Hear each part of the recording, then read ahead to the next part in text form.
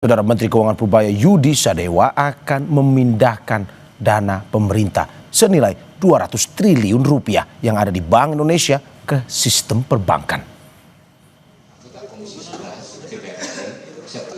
Rapat kerja Kementerian Keuangan dengan Komisi 11 DPR RI berlangsung Rabu siang 10 September 2025. Dalam rapat ini, Menteri Keuangan Purbaya Yudi Sadewa bilang bakal memindahkan dana pemerintah senilai 200 triliun rupiah dari Bank Indonesia ke sistem perbankan. Purbaya mengklaim langkah ini sebagai cara mendorong pertumbuhan ekonomi dan hidupkan kembali aliran kredit. Menko bisa berperan di situ dengan memindahkan sebagian uang dari yang selama ini ada di bank sentral, kebanyakan ada 430 triliun, saya pindahin ke sistem perbankan. 20 triliun itu akan nyebar di sistem supaya uangnya bisa tumbuh dan ekonomi bisa jalan lagi. Nanti juga kan saya juga sudah bicara dengan Deputi Senior Bank Indonesia untuk tidak menyerap uang itu sehingga uangnya bisa dipakai untuk sistem perekonomian. Taruh di bank aja dalam bentuk di rekening pemerintah di bank ini. Jadi saya nggak ada apa-apa, jaminan uang aja. Tapi kan bank nggak akan mendiamkan uang itu ada cost-nya. Dia akan terpaksa mencari return yang lebih tinggi dari cost-nya. Disitulah mulai pertumbuhan kredit tumbuh. Jadi saya memaksa market mekanisme berjalan dengan memberi senjata ke mereka. Jadi memaksa perbankan berpikir lebih keras untuk bekerja supaya dapat return yang tinggi. Sementara Ketua Komisi 11 DPR RI Muhammad Misbahun minta Menku baru bisa meredam keresahan publik pasca aksi demonstrasi beberapa pekan terakhir ini. Ini mencerminkan kondisi ekonomi real masyarakat soal biaya hidup dan keadilan fiskal. Ekonomi, desain besarnya itu akan seperti apa framework Bapak? Mewujudkan itu. Bagaimana kita keluar dari zona defisit ketika Pak Presiden dalam pidatonya, itu bukan sebuah retorik, Pak. Tapi itu sebuah keinginan seorang kepala negara untuk membuat APBN itu zero defisit. Mungkinkah itu? Ketika pertanyaan itu mungkinkah, siapa yang akan menjawab probability ini? Ya para pembantu presiden. Sebelumnya, Purbaya sebagai Menteri Keuangan yang menggantikan Sri Mulyani sangat percaya diri ekonomi dalam negeri akan cerah dalam waktu singkat, yaitu 3 bulan. Kita kawal bersama bahwa ekonomi cerah bukan soal utak-atik angka, tetapi kondisi akar ranting yang tidak kering, apalagi pemerintah gagal mengendalikan masalah beras. Vicky Kwen, Tim Liputan, Kompas TV, Jakarta. Akan berdampak apa uang 200 triliun rupiah yang ditarik Kementerian Keuangan dari Bank Indonesia? Kompas Bisnis tanya ke ekonom dan peneliti Universitas Gadjah Mada, Sekar Utami Setiaustuti. Selamat pagi, Bu Sekar. Terima kasih sudah bergabung di Dialog Kompas Bisnis pada pagi hari ini. Bu Sekar, kalau kita melihat perbedaan karakter Menkyu lama dan baru ini menjaga fiskal.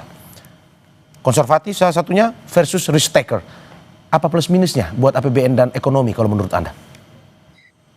Baik, terima kasih pertanyaannya Mas. Jadi kalau kita lihat Bu SMI selama masa jabatannya memiliki fiscal stance yang relatif hati-hati ya. Jadi kalau kita lihat beliau selalu menjaga defisit yang realistis, kemudian fokus pada program prioritas, menjaga stabilitas fiskal, dan juga melakukan reformasi pada sisi penerimaan. Saya lihat Pak Purbaya sepertinya lebih ingin mengambil stance yang lebih ekspansif atau lebih aktif dalam penggunaan instrumen fiskalnya, terutama yang disampaikan adalah untuk mendorong pertumbuhan dan daya beli gitu ya. Nah pertanyaannya adalah apakah stance konservatif itu buruk? Sebenarnya it's not necessarily bad ya, karena kondisi atau kita lihat ya, stance yang konservatif itu diperlukan untuk menjaga fundamental dan kredibilitas fiskal. Jadi ada beberapa kelebihan stance yang konservatif, misalnya adalah menjaga kepercayaan pasar, ya supaya resiko premi utang itu rendah. Kemudian supaya rupiah lebih stabil. Kemudian juga kalau kita lihat kestabilan makro, inflasi lebih terjaga dan tidak ada lonjakan defisit yang kemudian misalnya bisa memicu krisis fiskal.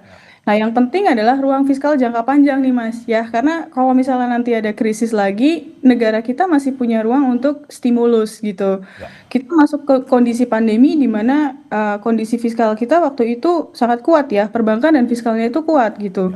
Jadi kita punya debt to GDP ratio yang cukup rendah ya waktu itu ya. Jadi kalau kemudian kita masuk kondisi pandemi, defisit terpaksa dilebarkan waktu itu ya, kita masih punya space untuk itu. Kalau misalnya kita nggak punya space untuk itu, otomatis beban generasi mendatang itu menjadi cukup berat ya, karena Ya. kemudian ada lonjakan utang dan juga mungkin bisa eksplosif dalam jangka Oke. panjang. Oke, Mbak, berarti Anda mau bilang kalau misalkan tidak ada kejadian luar biasa, ini sesuatu yang positif ya dilakukan oleh Menkyu yang baru?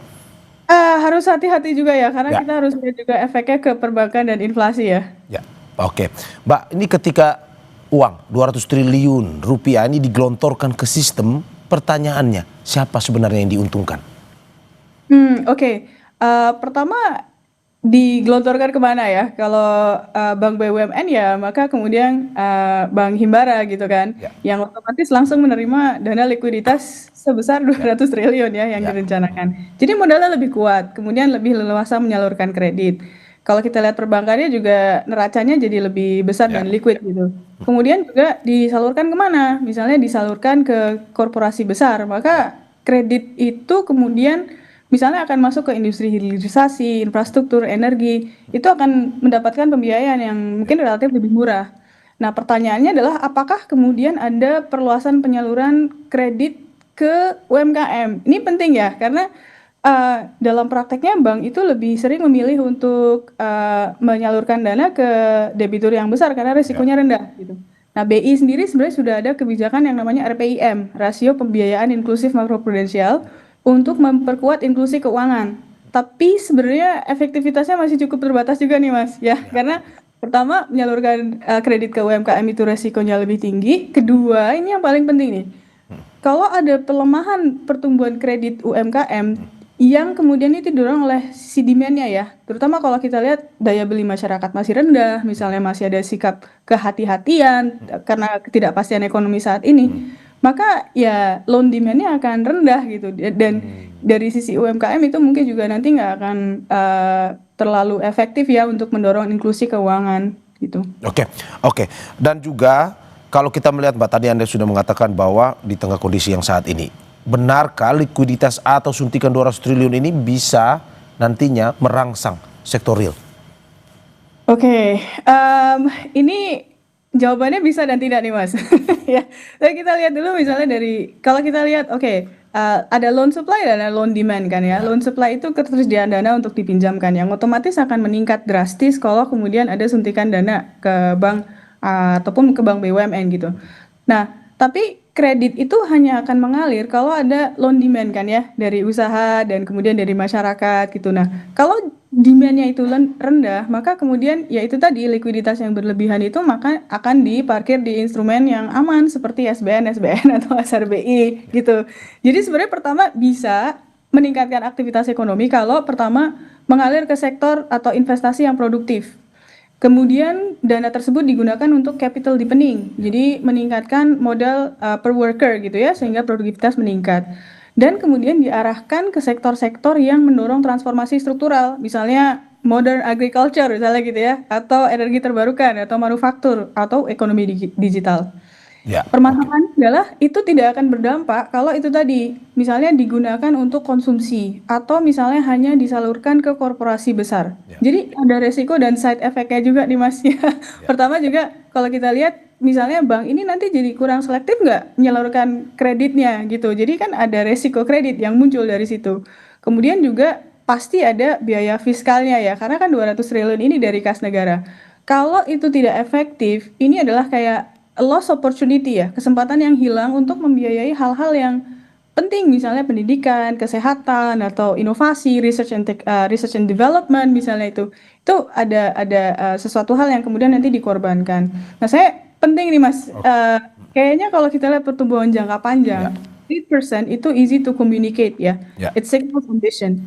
Tapi kalau kita lihat langkah yang diambil oleh pemerintah, MBG, KDMP itu ya, itu sebenarnya masih kurang ya, karena fokusnya ke capital deepening. Sedangkan yang kita lihat membutuhkan jangka panjang itu pertumbuhan itu membutuhkan misalnya kenaikan total faktor productivity, inovasi dan R&D yang kuat, reformasi institusi, transformasi, kemudian integrasi ke rantai global gitu. Jadi ya masih debatable sih apakah efeknya positif jangka pendek, jangka panjang.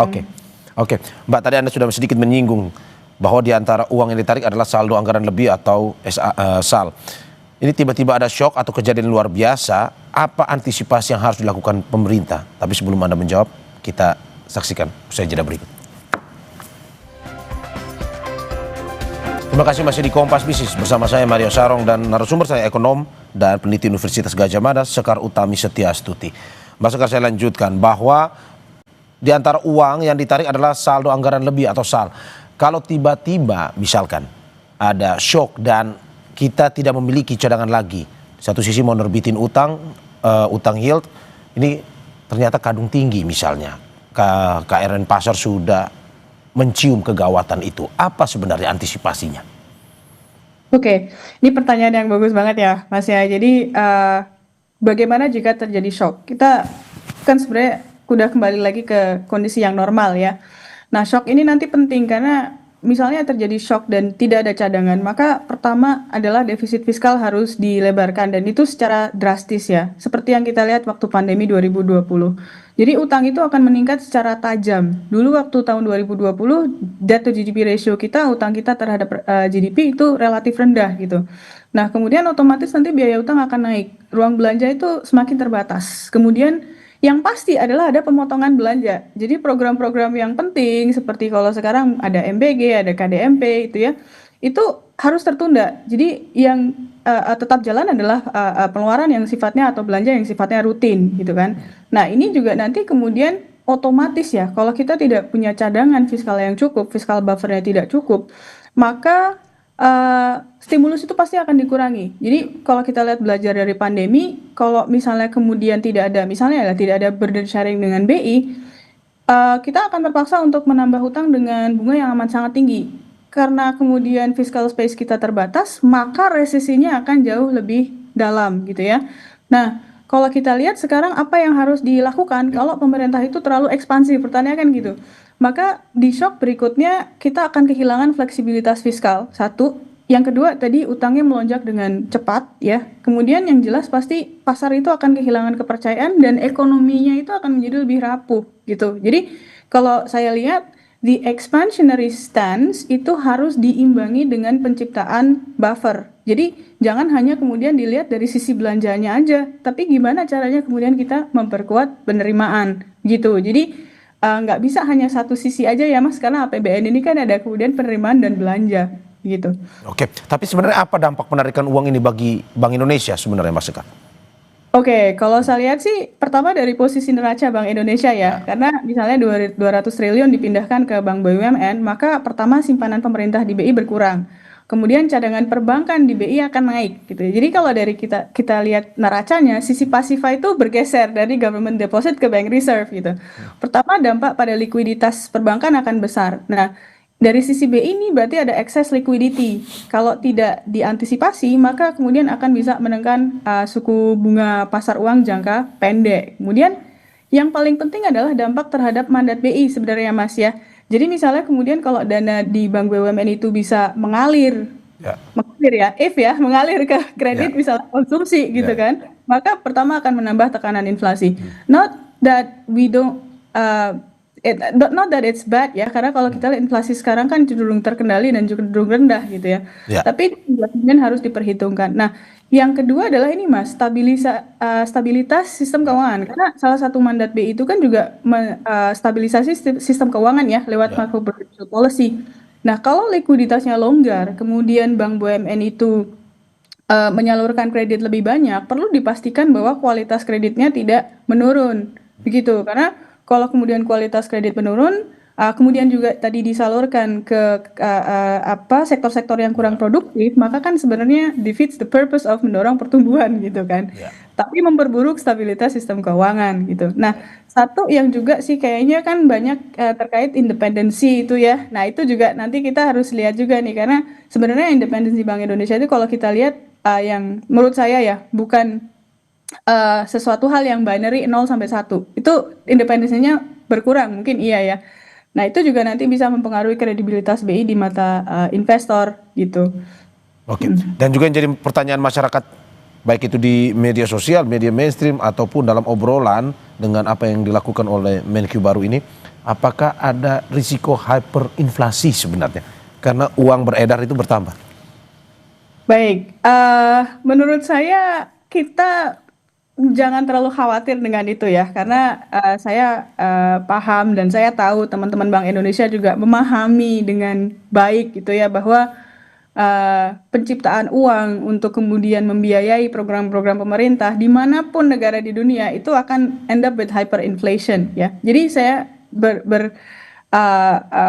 berpikiran bahwa BI tidak akan sereckless itu, pemerintah juga nggak akan sereckless itu, Mas. Jadi kalau kita lihat risiko hyperinflation, penciptaan uang, itu kemungkinan masih kecil, ya. Tapi ini juga harus dipahami ya, yang namanya hyperinflation karena penciptaan uang itu terjadi dalam jangka panjang.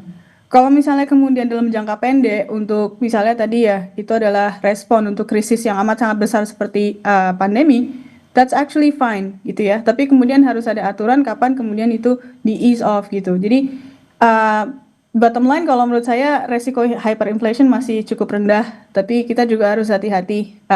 Kayaknya kita juga perlu kemudian melihat ya, semoga independensi Bank Indonesia tidak semakin lama semakin menurun gitu. Oke. Terima kasih ekonom dan peneliti Universitas Gadjah Mada Sekar Utami Setiastuti. Apa yang disampaikan ini semoga bisa menjadi solusi, mitigasi juga buat pemerintah bagaimana caranya mengambil kebijakan termasuk juga menangani resiko-resiko yang seperti Anda bilang tadi muncul. Ada kejadian-kejadian yang tidak terduga yang bisa muncul ke depan harinya. Sekali lagi terima kasih Mbak Sekar atas apa yang disampaikan. Sehat-sehat selalu.